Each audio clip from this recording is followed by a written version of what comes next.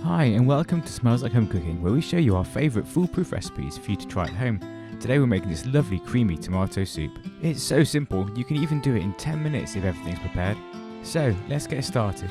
These are the ingredients that you need and I'll write the amounts in the description below. Start by heating up some oil in the pan and then frying off the garlic.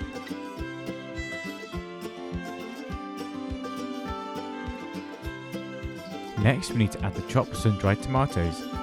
You'll need about 6 and it just needs roughly chopping.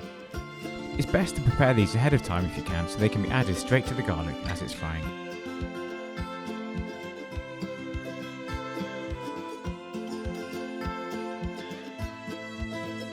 Next add 3 cans of chopped tomatoes.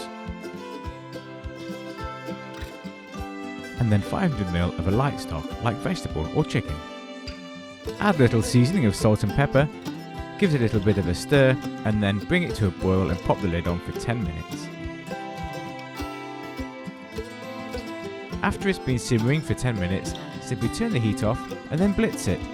I'm using a stick blender for this because I think it's so much easier for this recipe. Once it's nice and smooth, add the milk and the cream and then a dash of sugar as well. Give it a final blitz and don't forget to have a taste to check for seasoning before serving.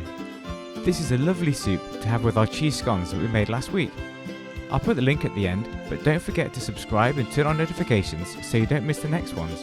I'm going to present this with a dash of cream, some lovely homemade croutons, and finally some chopped sun-dried tomatoes. And there you have it, all done. A super simple, super quick and super delicious tomato soup.